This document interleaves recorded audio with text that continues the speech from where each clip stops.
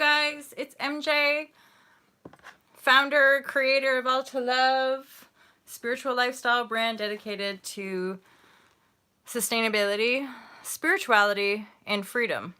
So this is the Fearless Life Guide, you guys, and I am doing this to stay focused ultimately, and also based on more recent inner reflections and meditations of like, how can I best serve this community, and ultimately, how can I best serve myself? Because us in service to the self is us in service. How can I best serve myself? Because us in service to the self is us in service to the self of all, the one, right?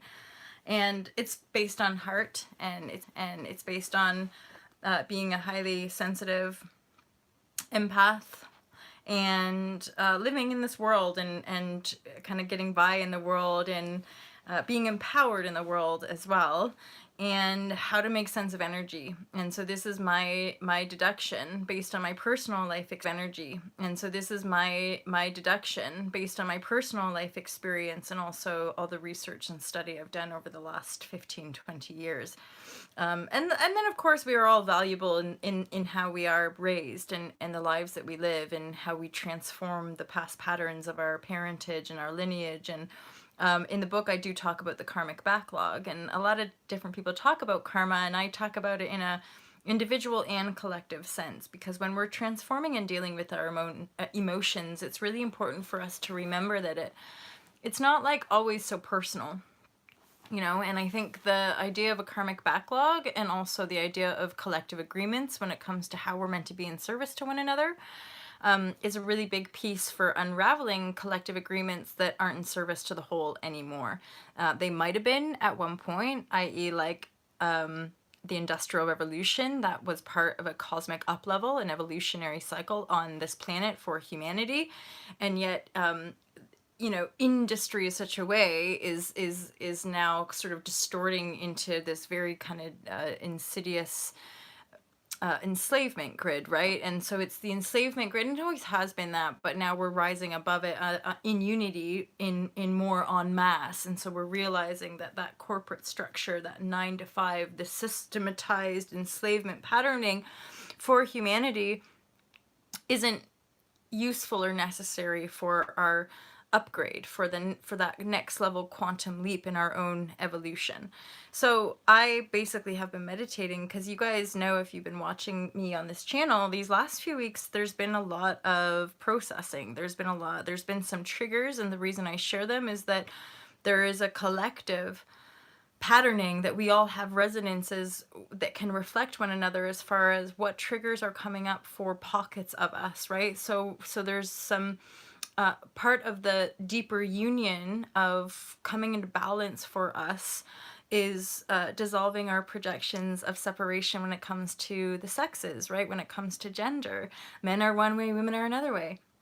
As I work through those triggers in myself, I'm feeling much more unified with men in my life, and much more at one. And I'm catching the projections a lot more easier now as well. So the book really was a kind of written around the time of me totally stepping into my new form in the body, because that was a lifelong suffering pattern, and I'm still processing and letting go of any residue around that. And then now you guys know, can see quite obviously, because of my transparency, that for me the next, and this is a collective divine thing, because Venus is in retrograde, or was in retrograde, but we've had to review our worthiness and our relationship to love. And so it's not by chance that I've been in review these last few years. Now that I was in a place where I could be free in my body, I had the kind of you could say like the spiritual ammunition in my own life force, and the physical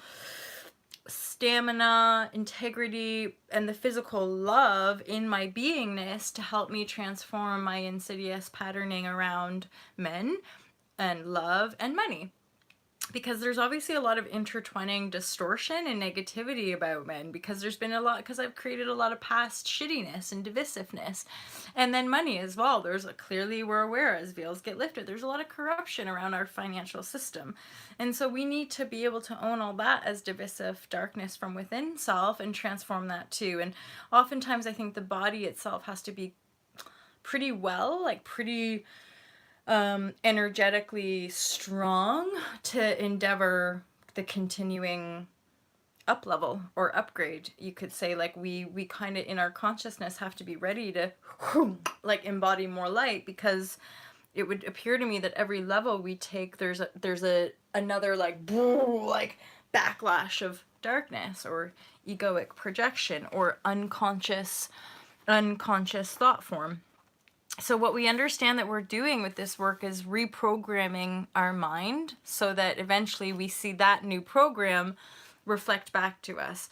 One thing that I'm aware of that not everyone always talks about when it comes to law of attraction is the karmic backlog. And this may or may not, again, it doesn't matter about gender. This is just whoever it resonates with. But the ground control vibrational cleaning crew, empaths who kind of resonate with this material and the fact that we feel so much love for people, but like it's so intense sometimes.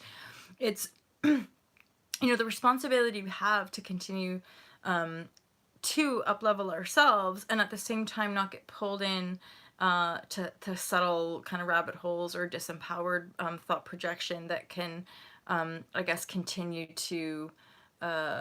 oh, sorry guys, I froze. Are you still there?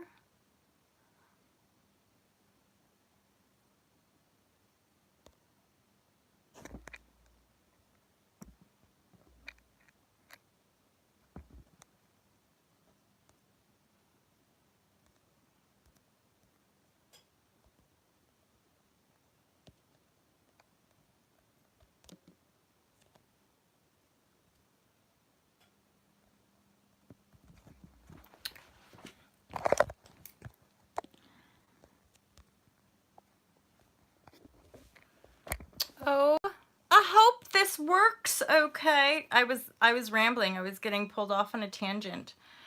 So I'm hoping this is still the same video. If any of you guys are still here, you could let me know if because my screen cut out.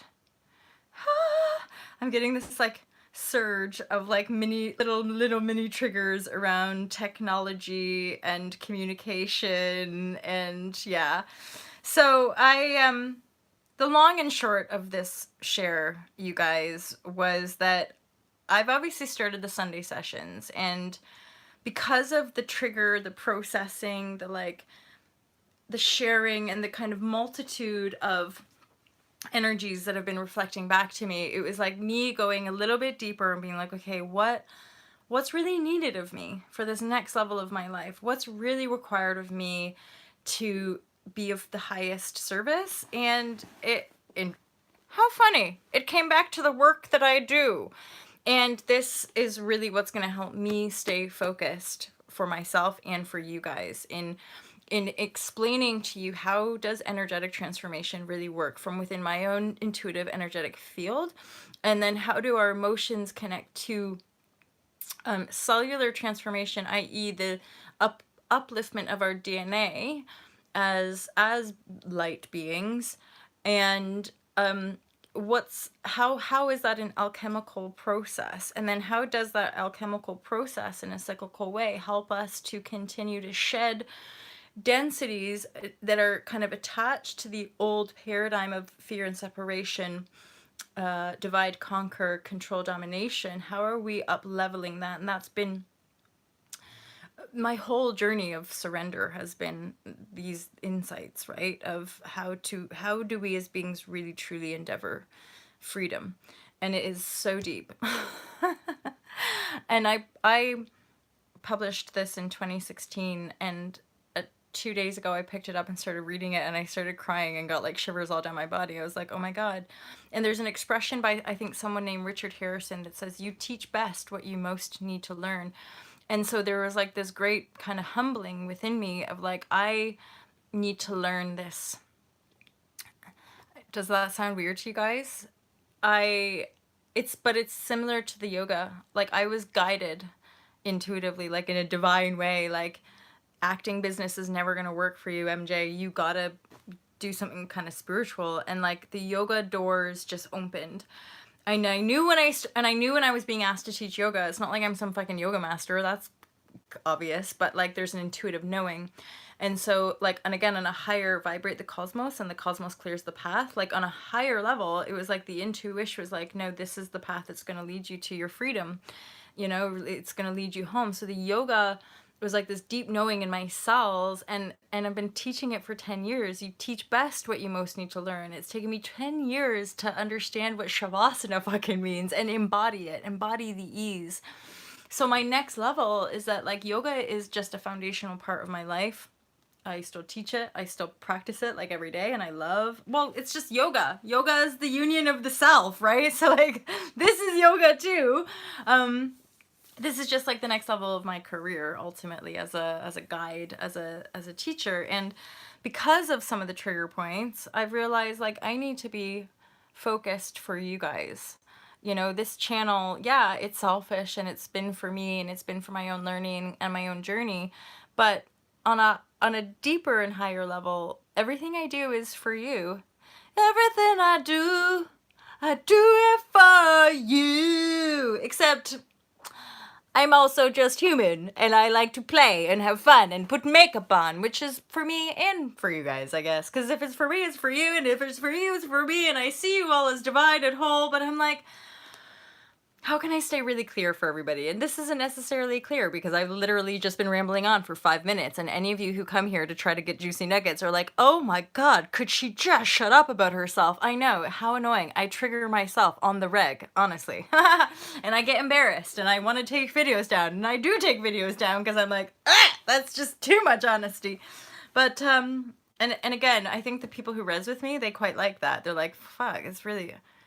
Tim, oh, holy shit, I just got here. Hey there. Hi. Not sure if you'll stick around, but that's okay. Okay, you guys, so step 2 in this book is Judgment, the block to Bliss, which is the title of this share. And judgment is multi-layered, and judgment is something that lines up with deeply held belief systems, which can connect to karmic backlog. So it can be not just your judgment and belief system, but from your parentage, your lineage, and then your own personal karma. There are some distinguishing factors energetically, but sometimes we need to be meditating a little bit longer to start to discern those differences, i.e. the difference between me transforming ancestry, so like cellular DNA shit that I've actually inherited through my bloodline, versus my own personal karma.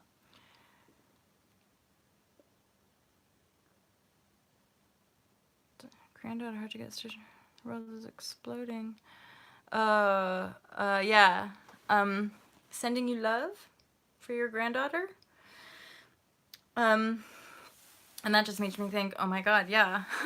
There is that. There is the sense of, like, the world is just, you know, totally crumbling and stuff. Anywho, now the video is quite long because I had to double up, but, so straight up, with people that I've worked with who've been working with the book, oftentimes judgment is where we get stuck, because the hard edge of judgment is so often what we don't want to have to sit with. Judgment is often linked into defensive behavior, subtle ways of lying to one another. Like, again, subtle ways of lying, but that's also quite defensive. And ultimately what judgment means is that there's a form of energy within us that's protecting ourselves from a wound based in guilt. So guilt is like a foundational density that is rooted in our wrongness as a human. It's rooted in us, this programming and mass story of our disconnection from source, and our you know, the sin of that. It's like there's been this perpetuation of, you are guilty for being human. You are guilty for being alive. But what's insidious about that is the truth of our own sin is the fact that we disconnected from the source. We disconnected from our own divinity and put it outside of ourselves, and then have been looking around for it forever. Hence the perpetuation of fear. Because when we're disconnected from the source, we cannot help but be in fear, because we are so disconnected from our infinite and eternal nature. So when we're disconnected from that infinite self, we're in fear of the self, because we disconnected from it. So there's all these loops and paradoxes, and at the same time there is simplicity in it, because you are the only center, you are the only knowing in the truth of your own creative potential, in the truth of your own creative field. You're the only one that can do this work. And in my experience, me dissolving and transforming my own judgment against myself and other as one, recognize it's the same. If I'm judging another woman for how she looks, that's my own judgment against myself. I just can't see it necessarily, and I mask it in subtle ways. These recent shares that I shared about guys, like the enlightened man, that trigger is also a reflection back to me, right? Of the work that still has to continue, of the fact that we're not divided, and the fact that, like, if I'm still getting triggered, I have more work to do, right?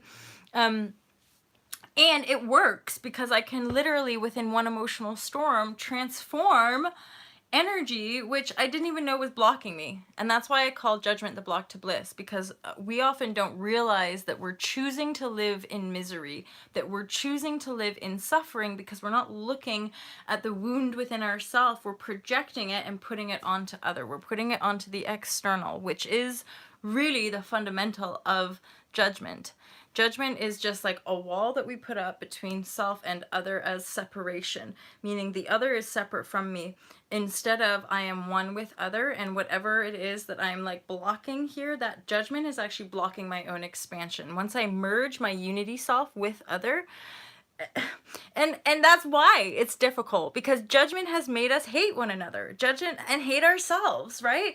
And so it's only through this reclamation of, I'm gonna love the shit out of myself, even the stuff that I'm meant to hate, like the fact that I drink coffee, or the fact that I smoke, or the fact that I'm too skinny or too fat, or whatever, right? Or I'm too sexy or too weird, whatever that is, whatever those judgments are, I can buy into them or not. Like, you guys know I got triggered by a comment, and it's like, I can get triggered, and I can hold space for my trigger and then transform it. And that's what this book is teaching us how to do. It's basically normalizing profound emotional transformation, saying that we all have hate, we all have judgment, we all have all this crazy emotional shit, and we've all denied it. We've all lived in denial of our power for a really long time. And we're living at a time in our human collective history where, like, the planet herself, so our home that we share, is like screaming at us saying, you're killing me, and you need to up level, you need to uplift, you need to expand, you need to evolve, because she's evolving, right? And so none of these problems are real problems. Like, the planet could obviously, like, just wipe us out in one big disaster and be like, thank God. Thank God we got rid of these people. But we're not going to do that. We're not really going to destroy ourselves or our home. You know, we're changing. And here's another little piece about awakening. I joke about it at Facebook as well, and some of my friends are waking up to this as well, and Mads as well. It's like, guys, we're all awake. We all just keep awakening. None of us are more evolved than in other one. We all just have a different point of attraction. We have a different soul journey, and that's why I make it really detached in this book. As an empath, somebody who, like, wants to fix everything and everyone, it's like, step back. You know, none of that's not our job, to fix everything for everyone all the time. Our job is just to align with the truth of our knowing. And it's the aligning with the truth of our knowing, that's what this is really good for. And then what it does is it aligns you with people, and also like a text that can permission you to keep going, and permission you to keep going in the direction that feels good. Because ultimately the things that are meant for you will come to you, and they'll gravitate to you, and the things that aren't, they'll leave. So you guys, I'm going to try and stick, I'm going to share intuitively like I always do. Psh, Avi. And based on one of your guys' comment, I want to share a little bit about my cosmic dreams that I had around my early spiritual awakenings when I become a little bit more superior than everyone else.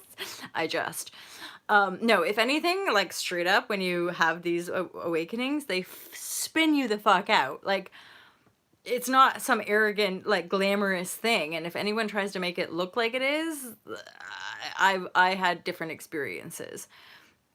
anger and alienation and, yeah, like suicidal thoughts and wanting to disappear, like, you know, just all of it. And fortunately now information is helping us with this expansion, and more of us are given or being given license and freedom to share the truth of our knowing without fear of persecution and all that kind of stuff. So I want to stick to the book for me, to keep reviewing it, to keep refining it, to make it better and better for me and for you, and to help, basically, without making an assumption that people can just read it and get it and it will work for them. That's not how everybody works all the time.